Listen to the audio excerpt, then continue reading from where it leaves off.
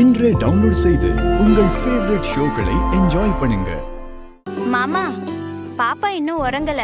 இப்பதான் அவளை தொட்டில போட்டு ஆட்டிட்டு இருக்கேன். ஏய், அத கேக்குறதுக்குலாம் இங்க நேரம் இல்ல. அதை விட பெருசா இங்க ஒண்ணு நடந்துட்டு இருக்கு. என்ன மாமா, எதுவும் பிரச்சனையா? ஆமால, பிரச்சனை தான். இங்க நம்ம சிவபாலன் மும்பைக்கு போறானா, அங்கே வேலையும் தேடிக்க போறானா, போட்டி படிக்க எல்லாம் கட்டிக்கிட்டு இருக்கான். என்னது? சிவபாலன் பம்பாய்க்கு போறானா? என்னதான் சொல்லுத? ஆமாண்டி, அவனும் எம்பட்டு நாள் தான் பொறுப்பான்.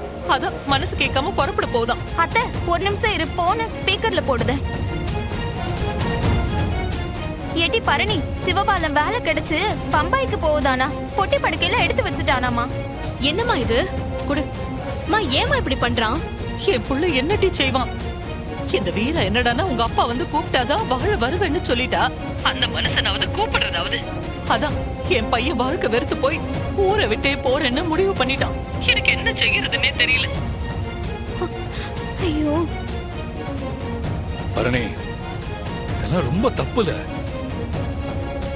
வீராவுக்கு சிவபாலனை விட்ட பொறுப்பான ஒரு மாப்பிள்ளை எவண்டி கிடப்பான்? நல்ல வாழ்க்கையை வீரா எதுக்கடி இப்படி பாலடிக்கிறா? இவன் போனா இப்ப திரும்பி வருவானா? இல்ல அம்பட்டு பயிலும் மும்பைக்கு போய் அவனை சமாதானப்படுத்தி கூட்டிட்டு தான் வர முடியுமா? சரி, நீ முதல்ல சிவபாலனையும் அம்மாவையும் சமாதானப்படுத்து. நான் இங்க பேசுறேன். நான் ஒரு முடிவு எடுத்துட்டு கூப்பிடுறேன். நீ போன வை.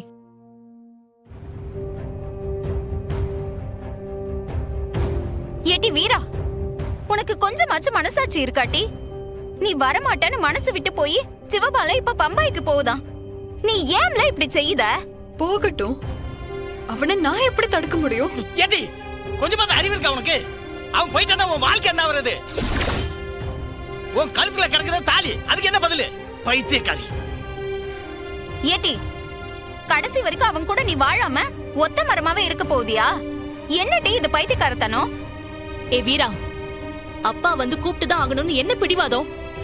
உனக்கு தான் சிவபாலனை பிடிச்சிருக்குல்ல, அப்ப போக வேண்டியதானே? மாட்டேன்டே. நான் சொன்னதுதான். மாமா இந்த வீட்டுக்கு வரணும்.